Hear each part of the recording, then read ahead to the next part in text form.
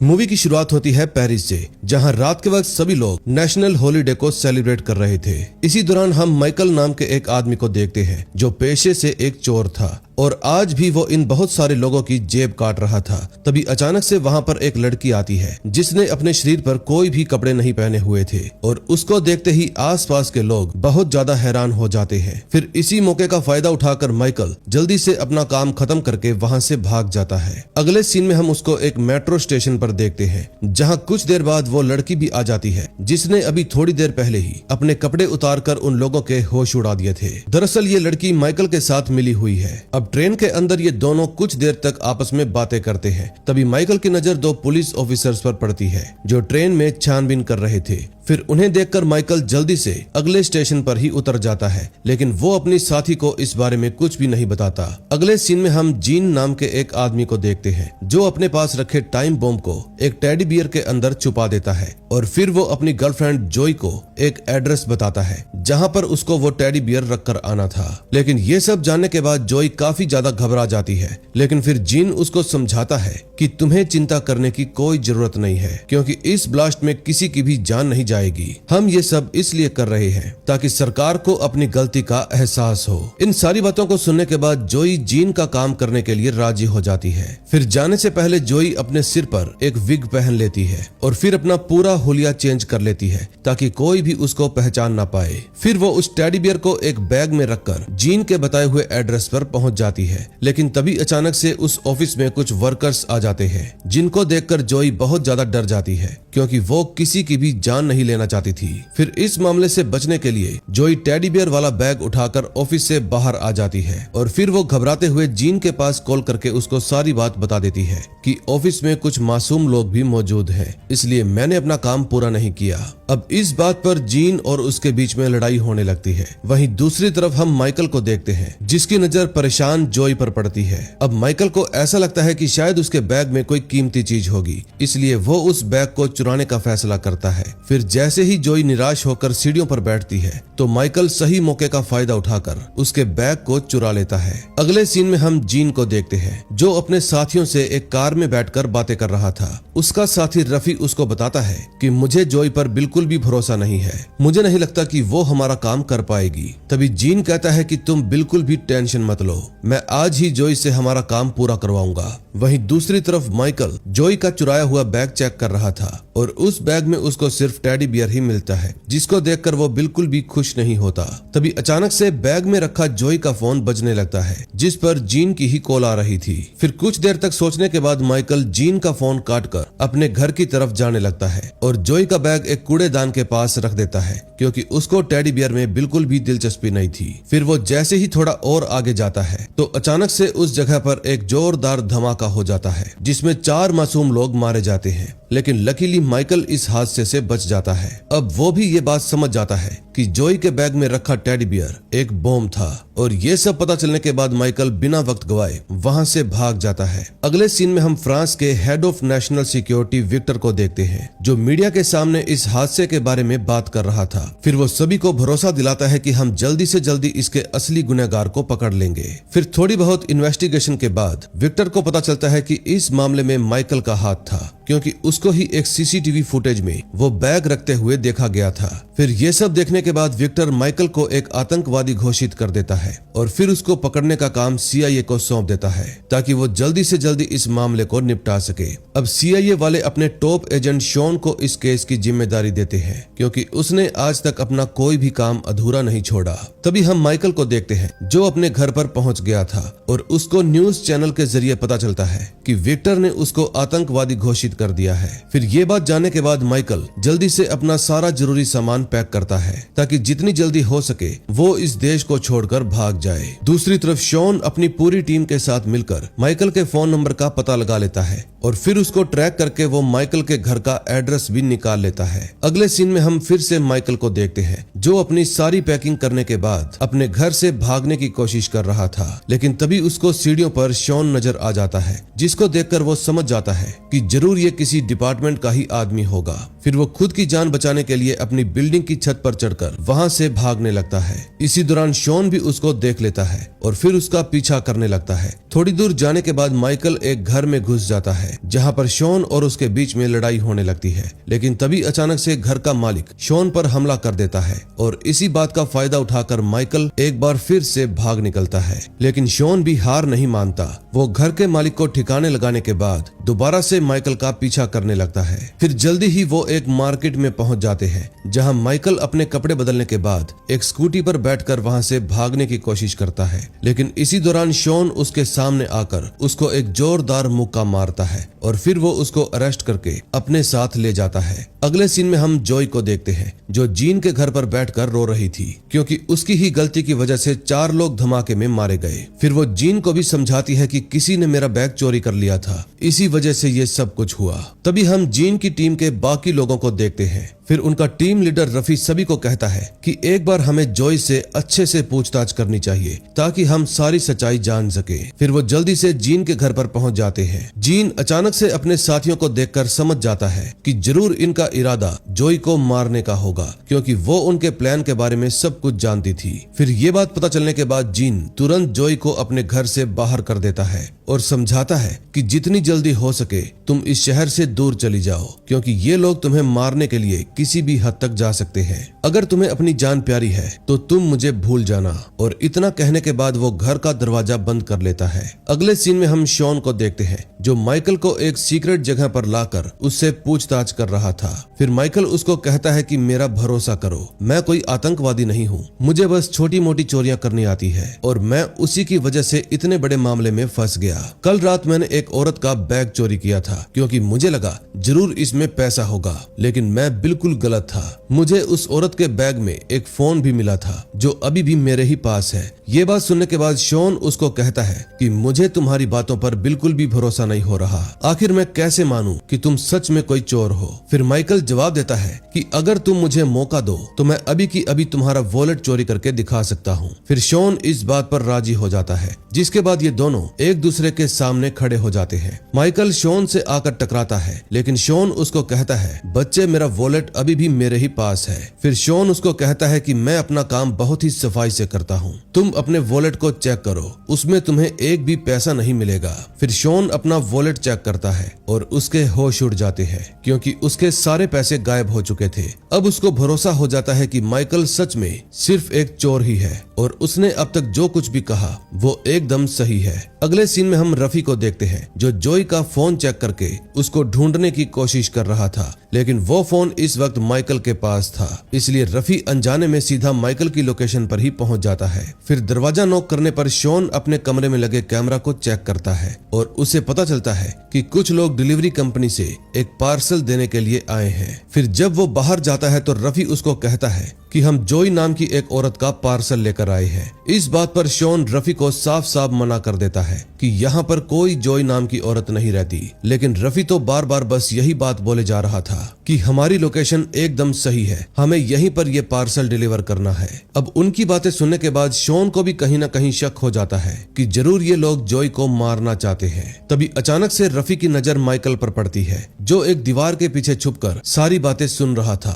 फिर ये सब देखने के बाद रफी तुरंत अपनी टीम के साथ मिलकर शॉन पर हमला कर देता है और फिर कुछ देर तक इन सब के बीच में लड़ाई चलती है। इसी मौके का फायदा उठाकर माइकल वहां से भाग निकलता है, लेकिन उसके जाने के बाद भी शॉन रफी को रोकने की कोशिश करता है, लेकिन आखिर में वो अपनी टीम की हेल्प से शॉन को चकमा देकर वहां से भाग निकलता है। अगले सीन में हम फिर से शॉन को देखते हैं जो अपने हेडक्वार्टर में कॉल करके बताता है कि माइकल मेरी कस्टडी से भाग गया है। फिर उसका सीनियर उसको कहता है कि तुम्हें जल्दी से जल्दी माइकल को वापस पकड़ना होगा क्योंकि विक्टर इस केस पर अपनी नजरें गड़ाए बैठा है, कुछ भी करके जल्दी से माइकल को ढूंढो। तभी हम विक्टर को देखते हैं जो CIA की सीनियर एजेंट कैरन से बात कर रहा था। विक्टर कहता है कि हमें इस बॉम्ब ब्लास्ट वाले केस को जल्दी ही सॉल्व करना होगा क्योंकि इस वक्त सभी लोगों की नजर फ्रांस सरकार पर है। अगर हम उन्हें इंसाफ दिलाएंगे तो यहाँ की जनता हम पर और भरोसा करेगी और मैं यही चाहता हूँ, इसलिए तुम जितना जल्दी हो सके इस केस को सॉल्व करने की कोशिश करो। दूसरी तरफ रफी भी अपनी टीम को समझा रहा था कि अगर हमने अपने प्लान के मुताबिक एकदम सही तरीके से काम किया तो हमें उसके बदले $500 मिलियन मिलेंगे। असल में रफी बॉम्ब ब्लास्ट के जरिए पूरे शहर में हंगामा मचाकर सभी का ध्यान भटकाना चाहता था ताकि बैंक में डाका डालकर वहां से $500 मिलियन चुरा सके। तभी हम विक्टर को देखते हैं जो अपने एक और खास आदमी से बात कर रहा था। फिर वो आदमी बताता है कि सर, हमारी टीम ने पता लगा लिया है कि बॉम्ब बनाने के पीछे किस इंसान का हाथ था और इस वक्त वो कहां पर छुपा हुआ है। फिर ये सब बातें जानने के बाद विक्टर अपने डिपार्टमेंट की रैपिड टीम को बुलाता है जो एक तरह की स्पेशल फोर्स थी और इस रैपिड यूनिट का कमांडर कोई और नहीं बल्कि रफी था। अब इससे हमें एक बात तो समझ में आ गई कि डिपार्टमेंट में बैठा यही वो चोर है जो एक बैंक लूटकर मोटा माल कमाना चाहता है। अगले सीन में हम रफी और उसकी टीम को एक मस्जिद में रेड करते हुए देखते हैं क्योंकि उन्हें यहीं पर बॉम्ब बनाने वाले इंसान के होने की खबर मिली थी। लेकिन रफी का कुछ और ही प्लान था। वो अपनी टीम की हेल्प से वहां पर खुद ही बॉम्ब बनाने का कुछ सामान रख देता है ताकि वो झूठा नाटक करके वहां पर मौजूद सभी लोगों को अरेस्ट कर सके। अब इस बात पर आसपास के लोग रेसिस्ट का नारा लगाने लगते हैं और ये देखकर रफी बहुत ज्यादा खुश हो जाता है क्योंकि सब कुछ उसके प्लान के ही मुताबिक चल रहा था। अगले सीन में हम माइकल को देखते हैं जो सबसे बचता हुआ बाबा नाम के एक आदमी से आकर मिलता है। दरअसल माइकल अपना चोरी किया हुआ हर सामान इसी आदमी को बेचता है। फिर माइकल उसको भरोसा दिलाता है कि मैं एकदम निर्दोष हूँ, मैंने कोई बॉम्ब ब्लास्ट नहीं किया। फिर उसकी बातें सुनकर बाबा उस पर भरोसा कर लेता है और फिर वो उसको अपने ऊपर वाले कमरे में ले जाकर छुपा देता है। लेकिन माइकल को इस बात का अंदाजा भी नहीं था कि विक्टर के लोगों ने पहले से ही बाबा को डरा धमकाकर अपनी तरफ कर लिया है। फिर बाहर आने के बाद बाबा नेशनल सिक्योरिटी यूनिट में कॉल करके माइकल की खबर दे देता है, जिसके बाद रैपिड यूनिट माइकल को पकड़ने के लिए बाबा के घर की तरफ जाने लगते हैं। लेकिन कुछ देर बाद माइकल को भी एहसास हो जाता है कि यहाँ पर जरूर कुछ गड़बड़ होने वाली है क्योंकि कमरे के सारे दरवाजे बाहर से ही बंद थे और उसको बिल्डिंग के नीचे रैपिड यूनिट की टीम भी दिखाई दे जाती है। अब ये सब पता चलने के बाद माइकल जल्दी से कमरे में बने एक छेद के जरिए वहां से बाहर निकल जाता है और जब रैपिड यूनिट कमरे में पहुंचती है तो उनको वहां पर कोई भी नहीं मिलता।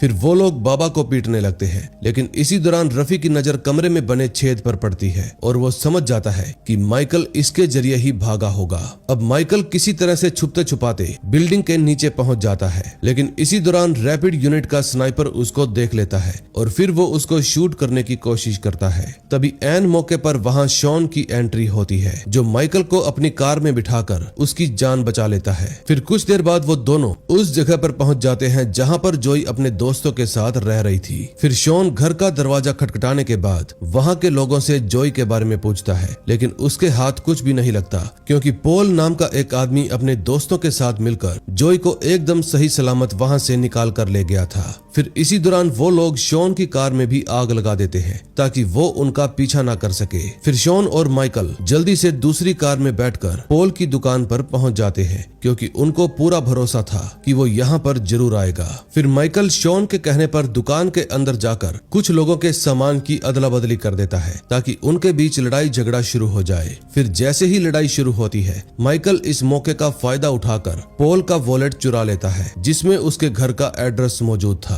फिर वहां से निकलकर वो सीधा पोल के घर पर पहुंच जाते हैं और वहां की छानबीन करने लगते हैं। तभी अचानक से जोई एक चाकू लेकर माइकल के गले पर रख देती है। लेकिन इस बात से शॉन को बिल्कुल भी फर्क नहीं पड़ता। वो बहुत ही होशियारी के साथ जोई को अपनी बातों में फंसाकर उसके पास आ जाता है और फिर उसके हाथ से चाकू छीन लेता है। फिर वो उससे पूछता है कि आखिर तुमने इस शहर में कितने बॉम्ब ब्लास्ट किए हैं और तुम किसके लिए काम करती हो, मुझे ये सब कुछ जानना है। लेकिन जोई कहती है कि मैं कोई आतंकवादी नहीं हूँ, मैंने जो कुछ भी किया उसके पीछे मेरे बॉयफ्रेंड जीन का हाथ था। और इतना कहने के बाद वो शॉन को जीन के घर का एड्रेस बता देती है। फिर शॉन जल्दी से माइकल और जोई के साथ एक कार में बैठता है और वहां से जाने लगता है। लेकिन इसी दौरान रफी वहां पर पहुंच जाता है और उन लोगों पर अंधाधुंध फायरिंग करने लगता है। तभी शॉन अपनी कमाल की ड्राइविंग स्किल्स का इस्तेमाल करके रफी को चकमा देकर वहां से भाग जाता है। अगले सीन में हम देखते हैं शहर के कुछ लोग अपने साथ हुई नाइंसाफी की वजह से प्रोटेस्ट कर रहे थे। वहीं दूसरी तरफ शॉन जोई और माइकल को लेकर जीन के घर पर पहुंच जाता है और वहां उसे पता चलता है कि जीन को किसी ने मार डाला है। फिर वो उसके घर की तलाशी लेने लगता है जहां उसको जीन की एक आईडी मिलती है। फिर उसको देखकर वो समझ जाता है कि ये एक पुलिस वाला था जो रैपिड यूनिट के साथ मिला हुआ था। अब ये बात पता चलने के बाद शॉन अपनी हेड कैरन को कॉल करके बताता है कि शहर में जो कुछ भी हंगामा हो रहा है उसके पीछे रैपिड यूनिट का ही हाथ है और जरूर ये लोग किसी खास मकसद से ही ये सब कुछ कर रहे होंगे। ये बात सुनने के बाद कैरन उसको कहती है कि अब ये मामला हमारे हाथ से निकल रहा है, इसलिए हमें इसकी सारी जानकारी विक्टर को देनी होगी। अब से वही इस मामले को संभालेंगे। फिर कैरन विक्टर से बात करने के लिए पहुंच जाती है और उसको सच्चाई बताते हुए कहती है कि हमारे शहर में अब तक जो कुछ भी हुआ है उसके पीछे रैपिड यूनिट का ही हाथ था। और इतना कहने के बाद वो विक्टर को जोई और माइकल की लोकेशन बता देती है ताकि उन्हें अरेस्ट किया जा सके। लेकिन सारी जानकारी मिलने के बाद विक्टर अपनी गन निकालकर कैरन को शूट कर देता है, क्योंकि असली मास्टरमाइंड तो यही था। रफी तो इसके लिए काम करता है और अब तक रफी ने जितने भी काम किए हैं वो सब इसी के कहने पर किए हैं। अगले सीन में हम एक सिक्योरिटी यूनिट को देखते हैं जो शॉन के पास पहुंच जाती है ताकि वो सभी जॉय और माइकल को अरेस्ट कर सके और अपने साथ ले जा सके। लेकिन रास्ते में शॉन को उन लोगों पर शक हो जाता है क्योंकि उनके हाथ पर बिल्कुल वैसा ही टैटू बना था जैसा उसने जीन के हाथ पर देखा था। अब इससे पहले कि ये लोग माइकल और जॉय को खत्म कर पाते, शॉन इनके ऊपर हमला कर देता है, जिसके बाद वैन के अंदर खतरनाक फाइट शुरू हो जाती है और वैन का ड्राइवर मारा जाता है। लेकिन आखिर में शॉन किसी तरह से सिक्योरिटी ऑफिसर को ठिकाने लगाकर खुद ही वैन चलाने लगता है। अगले सीन में हम कुछ लोगों को फ्रेंच नेशनल बैंक के सामने प्रोटेस्ट करते हुए देखते हैं और इन सब के पीछे विक्टर का ही हाथ था, क्योंकि रैपिड यूनिट का एक और ऑफिसर प्रोटेस्ट में शामिल होकर इन सभी लोगों को भड़का रहा था। अब इतने सारे हंगामे की वजह से विक्टर रैपिड यूनिट को ऑर्डर देता है कि तुम लोग जल्दी से बैंक के अंदर जाकर सिक्योरिटी प्रोटोकॉल को फॉलो करो। लेकिन असल में तो इनका प्लान वहां पर चोरी करने का था। अगले सीन में हम शॉन को देखते हैं जो बार बार कैरन से कांटेक्ट करने की कोशिश कर रहा था, लेकिन वो उसका कॉल ही नहीं उठाती। तभी शॉन को समझ में आता है कि जरूर विक्टर भी इस मामले में शामिल होगा, क्योंकि कैरन ने अपनी लास्ट कॉल में उसको बताया था कि मैं विक्टर से मिलने के लिए जा रही हूँ और तब से ही उसका कोई भी अता पता नहीं है। फिर वो जल्दी से अपने सीनियर को कांटेक्ट करता है और बताता है कि विक्टर ने रैपिड यूनिट को नेशनल बैंक के अंदर तैनात कर दिया है, क्योंकि बहुत सारे लोग वहां पर प्रोटेस्ट कर रहे थे। फिर ये बात बताने के बाद शॉन भी नेशनल पार्क की तरफ जाने लगता है, क्योंकि उसको समझ में आ गया था कि रैपिड यूनिट ही चोरी को अंजाम देने वाली है। तभी हम रैपिड यूनिट को देखते हैं जो बैंक के अंदर पहुंचकर अपने काम पर लग जाती है। सबसे पहले रवि बैंक का पूरा सिक्योरिटी सिस्टम हैक कर लेता है और फिर वो वहां पर मौजूद डिजिटल करेंसी को अपने एक डिवाइस में ट्रांसफर करने लगता है। लेकिन इसी दौरान शॉन भी बहुत होशियारी के साथ बैंक के अंदर घुस जाता है। उसका प्लान था कि वो बिना किसी की नजरों में आए रफी को पकड़ लेगा, लेकिन बाकी की रैपिड यूनिट उसको देख लेती है और फिर उनके बीच में लड़ाई शुरू हो जाती है। वहीं दूसरी तरफ हम जॉय और माइकल को देखते हैं जो कि एक वैन में बैठे हुए थे। अब इनको भी इस बात का एहसास हो जाता है कि शॉन अकेला ही इस पूरे मामले को नहीं संभाल पाएगा, इसलिए वो दोनों ही वैन से बाहर उतरकर प्रोटेस्ट में शामिल हो जाते हैं। फिर जॉय वहां पर मौजूद लोगों को भड़काना शुरू कर देती है, जिसकी वजह से लोग पुलिस की सिक्योरिटी वाल को तोड़कर बैंक के अंदर घुस जाते हैं। वहीं दूसरी तरफ शॉन रैपिड यूनिट के सभी लोगों को ठिकाने लगाने के बाद रफी को ढूंढने की कोशिश कर रहा था। तभी रफी के पास विक्टर का फोन आता है और वो समझाता है कि तुम हमारे चोरी के प्लान को यहीं पर रोक दो, क्योंकि अब पब्लिक हद से ज्यादा भड़क चुकी है। अगर हमने एक भी गलत फैसला लिया तो हमारा बहुत सारा नुकसान हो जाएगा। लेकिन रफी कहता है कि मैंने पूरे $500 मिलियन चुरा लिए हैं और अब मैं चाहता हूँ कि तुम मुझे जल्दी से जल्दी इस शहर से बाहर निकालो। लेकिन विक्टर कहता है कि मैं ऐसा कुछ भी नहीं करने वाला। अब रफी धमकी देने पर उतर आता है और कहता है कि अगर पुलिस ने मुझे पकड़ लिया तो मैं सबके सामने तुम्हारा नाम उगल दूंगा और फिर हम दोनों एक साथ जेल की सलाखों के पीछे होंगे। अगले सीन में हम शॉन को देखते हैं जो माइकल से कांटेक्ट करके उसको बताता है कि शायद रफी तुम्हारी तरफ ही आ रहा है और जैसे ही वो तुम्हें दिखाई दे तो तुम अपने हाथों का कमाल दिखाकर उसकी जेब से पैसों वाली हार्ड ड्राइव को चुरा लेना। फिर माइकल बिल्कुल ऐसा ही करता है, लेकिन रफी को एहसास हो जाता है कि किसी ने उसकी हार्ड ड्राइव चोरी कर ली। फिर वो तुरंत ही वहां पर हंगामा मचाना शुरू कर देता है और इसी दौरान उसकी नजर जॉय पर पड़ती है, जिसको वो तुरंत ही बंदी बना लेता है। ये सब देखने के बाद माइकल ना चाहते हुए भी रफी के सामने आकर खड़ा हो जाता है, क्योंकि वो जॉय को बचाना चाहता था। अब इससे पहले कि रफी माइकल को शूट कर पाता, शॉन माइकल के ऊपर कूद जाता है, जिसकी वजह से उसकी जान बच जाती है। लेकिन तभी वहां पर मौजूद सारे सिक्योरिटी गार्ड्स अपनी गन निकालकर रफी को शूट कर देते हैं क्योंकि विक्टर ने उनको पहले ही ऑर्डर दे दिया था। अब इस हमले का फायदा उठाकर माइकल हार्ड ड्राइव के साथ वहां से भाग जाता है। अगले सीन में हम विक्टर को देखते हैं जिसने बाबा को अरेस्ट कर लिया था। फिर वो उसको कहता है कि मैं जानता हूँ तुम ही एक ऐसे इंसान हो जिस पर माइकल सबसे ज्यादा भरोसा करता है। अब वो इस देश से बाहर निकलने के लिए जरूर तुम्हारी ही हेल्प लेगा। अगर तुम मुझे माइकल तक पहुंचा दोगे तो मैं तुम्हें जिंदा छोड़ दूंगा। अब इन सारी बातों को सुनने के बाद बाबा उसकी बात मान जाता है। तभी अगले सीन में हम माइकल को एक चर्च में देखते हैं जहाँ पर वो अपना नया पासपोर्ट लेने के लिए आया था, लेकिन वहाँ उसकी मुलाकात विक्टर से हो जाती है। फिर विक्टर उसको कहता है कि मेरी तुमसे कोई भी पर्सनल दुश्मनी नहीं है, इसलिए मैं तुम्हें एक ऑफर देता हूँ। अगर तुम मुझे पैसों वाली हार्ड ड्राइव दे दोगे तो बदले में मैं तुम्हें ब्राजील का पासपोर्ट और $1,00,000 भी दिलवा दूंगा। अब इन सारी बातों को सुनने के बाद माइकल उसका ऑफर मान जाता है, जिसके बाद विक्टर माइकल को एक अंडरग्राउंड बेसमेंट में लेकर जाते हैं जहाँ उसने उन सारे पैसों को छुपाया हुआ था। लेकिन थोड़ी दूर जाने के बाद विक्टर माइकल के ऊपर गन तान देता है, लेकिन इससे पहले कि वो उसको शूट कर पाता माइकल भी वहाँ पर आ जाता है और फिर वो विक्टर के ऊपर गन तान देता है। अब कुछ देर तक तो वो तीनों एक दूसरे को घूरते रहते हैं, लेकिन फिर बाद में विक्टर माइकल को शूट करके मार डालता है। तभी जल्दी ही पुलिस भी वहाँ पर पहुँच जाती है जो माइकल के मर्डर के इल्जाम में विक्टर को अरेस्ट कर लेती है। लेकिन तभी पुलिस के सामने माइकल अचानक से उठ खड़ा होता है और बताता है कि मैंने बुलेट प्रूफ जैकेट पहनी हुई थी, यानी कि जो कुछ भी थोड़ी देर पहले हुआ वो सब कुछ शॉन और माइकल के प्लान का ही हिस्सा था ताकि वो विक्टर को पकड़ सके। अब इस पूरे मामले को सुलझाने के बाद ये दोनों बाहर आ जाते हैं और फिर माइकल शॉन को पैसों वाली हार्ड ड्राइव दे देता है और कहता है कि क्या मैं भी CIA एजेंट बन सकता हूँ। फिर शॉन हंसते हुए जवाब देता है कि हमारे डिपार्टमेंट में तुम्हारे जैसे चोरों की बहुत जरूरत है। और इसी के साथ इस मूवी का एंड हो जाता है। दोस्तों, मूवी अच्छी लगी हो तो प्लीज वीडियो को लाइक करके चैनल को सब्सक्राइब कर दें और जितना हो सके वीडियो को हाइप कर दें।